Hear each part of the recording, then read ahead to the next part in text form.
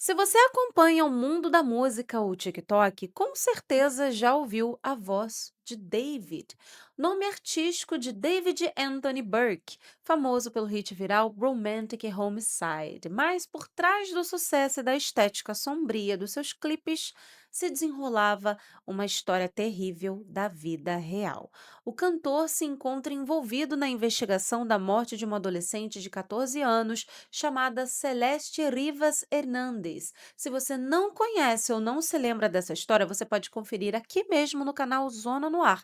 Eu vou deixar o link do vídeo aparecendo aqui na tela ao final desse episódio para você acompanhar se quiser. Nesse vídeo, você acompanha as atualizações desse caso chocante e eu vou te contar passo a passo tudo o que levou à prisão do cantor, a versão oficial da promotoria, o que a defesa alega e os bastidores desse caso que chocou o mundo inteiro. Então, já deixa aí o seu like, se inscreva e ative o sininho. E sem mais enrolação, bora para a história.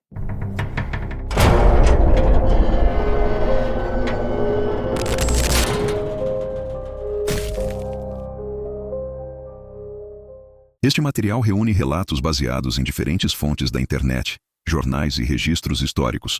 Aborda temas como tragédias, violência e experiências sobrenaturais, que podem ser sensíveis para algumas pessoas. Não é recomendado para menores ou quem esteja emocionalmente vulnerável. Nosso objetivo não é o sensacionalismo, mas sim preservar a memória dos fatos, incentivar a reflexão e alertar sobre os perigos reais enfrentados pela sociedade.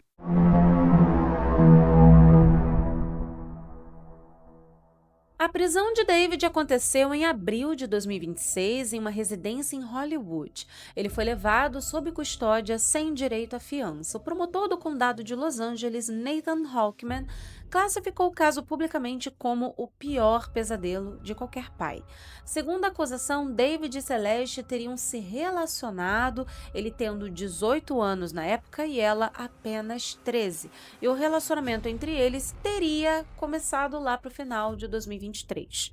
A promotoria sustenta que o cantor assassinou a Celeste para impedir que ela revelasse o relacionamento ilegal, já que ela era menor de idade, né, e tinha medo de que as informações vazassem e destruísse a carreira musical dele. Mas calma aí, né, que essa é a teoria da promotoria, não é exatamente um fato judicialmente estabelecido ainda. Guarda bem aí essa informação.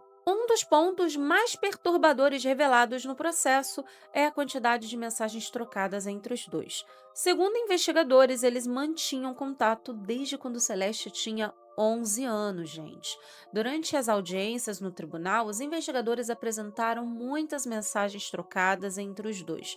O detetive Corey Farrell, da Delegacia de Polícia de Los Angeles, prestou depoimento e reconstruiu os últimos momentos da jovem no dia 23 de abril de 2025. No dia anterior, no dia 22 de abril, ocorreu uma discussão calorosa por mensagem, né? Celeste expressou ciúmes de uma outra garota e ameaçou contar mentiras ao pai dela que arruinariam a vida e a carreira de David. No dia do crime, eles conversaram novamente. David concordou em mandar um Uber buscar Celeste em Inland Empire para levá-la até a mansão dele em Hollywood Hills por volta das 8h30 da noite. Durante a conversa daquela tarde, Celeste enviou a seguinte frase marcante: "Porque você me deixou grávida", fazendo uma referência a um possível histórico de gravidez e aborto mencionado nos autos. Às 10h02 da noite, Celeste envia mensagem dizendo que já estava chegando e pede para ele abrir a porta. Às 10h10, David responde avisando que o portão estava aberto e a porta encostada. O aplicativo do Uber confirma que a viagem foi concluída na casa do cantor exatamente às 10h10 da noite. Os laudos periciais e de DNA confirmam que o sangue encontrado dentro do Tesla pertencia sim a Celeste. E o exame cautelar indicou que a morte ocorreu por ferimentos provocados por instrumento perfuro cortante e por desmembramento com serra elétrica.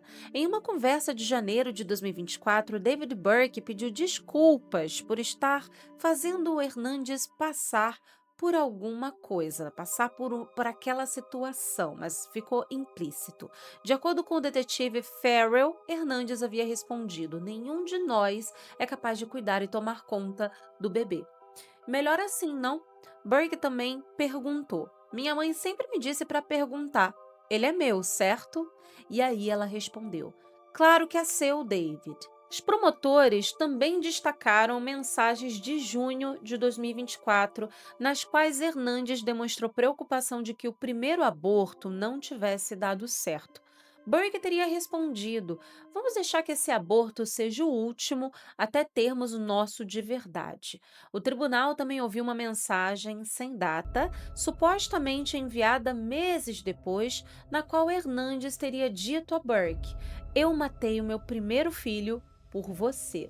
Segundo os promotores, Hernandes posteriormente ameaçou revelar o relacionamento e colocar em risco a carreira musical de Burke. Depois de Celeste ser convidada a ir à casa de David em 23 de abril de 2025, ela nunca mais foi vista.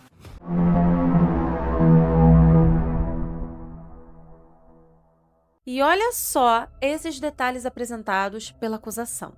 Após esfaquear e matar Hernandes na garagem de sua casa em Hollywood Hills, David Burke dirigiu para o norte ao longo da costa, passando pelo condado de Santa Bárbara e subindo San Marcos Pass até um local próximo a um lago, presumivelmente para se desfazer dos pertences dela e destruir provas.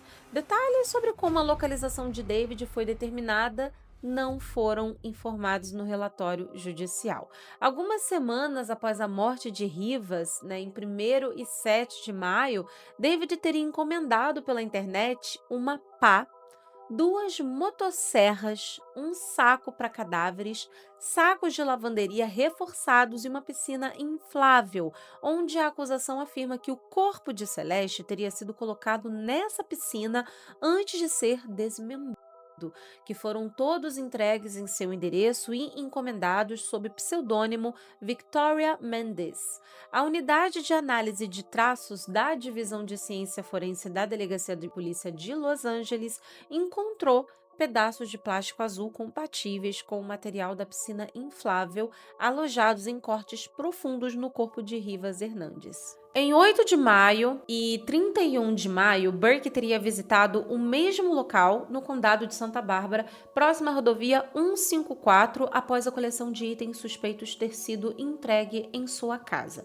Isso mesmo. 3 semanas antes de deixar Los Angeles para sua turnê de shows, um incinerador de gaiola, conhecido lá nos Estados Unidos como Burn Cage, deixa eu explicar para vocês, é um dispositivo tipicamente ali feito de aço inoxidável, ele tem vários furinhos ali para passar o ar, para que você queime coisas ali dentro. E esse objeto foi entregue na casa dele sob o mesmo pseudônimo das entregas mencionadas anteriormente, de acordo com os documentos do tribunal. Além disso, os investigadores disseram ter encontrado na garagem da residência dele sangue compatível com o DNA de Celeste. A promotoria utiliza isso para sustentar a teoria de que a morte ocorreu na casa de David.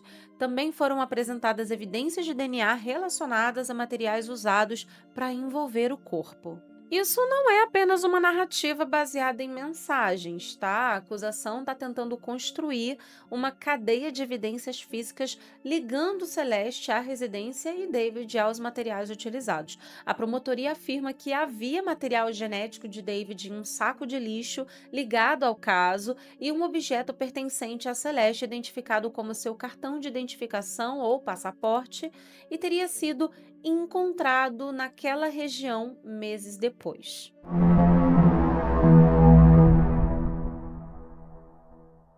Mas qual é o argumento da defesa de David? Os advogados liderados por Blair Burke declaram veementemente que ele é inocente e que o material probatório não prova que ele causou a morte da jovem.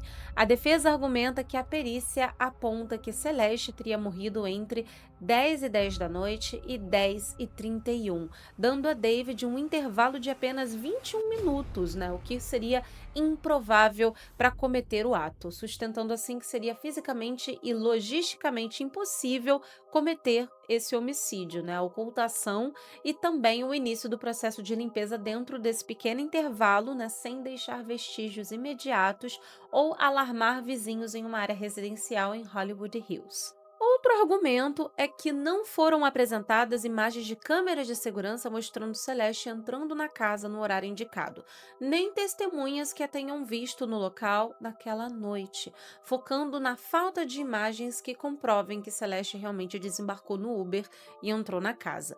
Eles também alegaram que Celeste teria mentido sua idade em mensagens anteriores, dizendo que tinha 16 ou 18 anos. A defesa tenta afastar a tese de premeditação e exploração consciente, argumentando que o artista não tinha conhecimento da real idade da jovem no período inicial.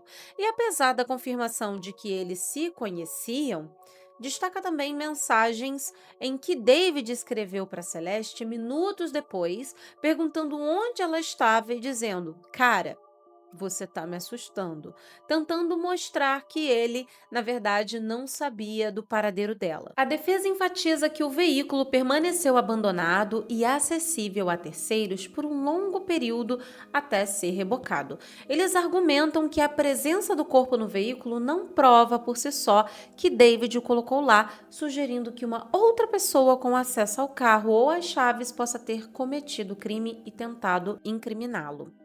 Sendo assim, o advogado afirmou que David Burke não matou Celeste e não foi responsável pela morte dela.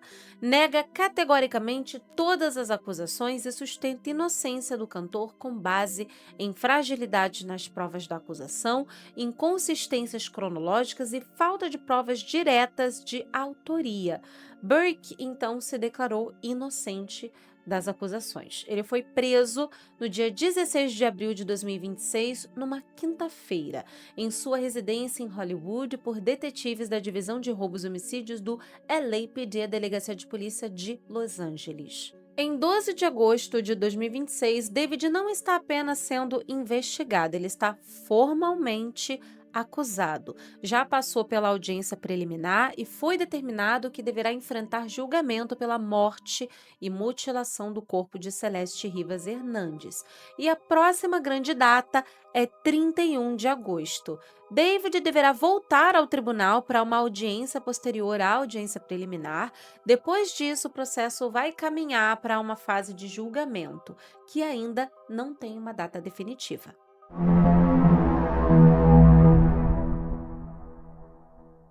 A denúncia criminal também inclui alegações de circunstâncias qualificadoras de assassinato de testemunha, assassinato por motivo fútil e ganho financeiro e assassinato mediante emboscada, tocaia, né? Bem como uma alegação especial de que Burke usou pessoalmente uma arma mortal e perigosa, né, um instrumento perfuro cortante, para cometer o crime. David responde pelas seguintes acusações formais e qualificadores criminais. Acusações principais, né, que são homicídio em primeiro grau, abuso sexual contínuo de menor de 14 anos, mutilação ilegal de restos mortais. Então, essas qualificadoras aumentam a gravidade do crime de homicídio, tornando o caso elegível aí para pena de morte ou prisão perpétua sem possibilidade de liberdade condicional. Então, temos aí homicídio de testemunha, né, por ele matar para impedir que a vítima denunciasse às autoridades, né, ou expusesse a relação ilícita, por exemplo. Homicídio por ganho financeiro motivo fútil, homicídio mediante emboscada, né, como um agravante especial de uso de arma, uso pessoal de arma mortal e perigosa, especificamente o uso de um instrumento perfuro cortante. E esse caso, ele foi cercado por uma quantidade enorme de rumores, especialmente nas redes sociais. A própria polícia precisou desmentir algumas informações que circularam na internet, por exemplo, o corpo, né, da Celeste não foi encontrado congelado. Celeste não foi declarada Segundo a Delegacia de Polícia de Los Angeles, né, a polícia confirmou que Burke esteve na região de Santa Bárbara, mas inicialmente disse que ainda não havia concluído qual era a relevância dessa viagem. Isso é importante porque várias versões que circularam na internet misturaram documentos judiciais, alegações da promotoria e especulação aí de redes sociais. É fato que existem várias teorias entre as temáticas, letras e videoclipes aí lançadas por David, embora a maioria das músicas tenha sido escrita antes ou durante o período em que os fatos ocorreram. Analistas, fãs e até os próprios promotores do caso apontam elementos que hoje são vistos como sombrios ou até premonitórios. As referências nas músicas originais não eram confissões literais no momento em que foram escritas, mas refletiam uma fixação do cantor por temáticas de violência, gore e assassinato, algo que ele próprio admitia em comunidades online.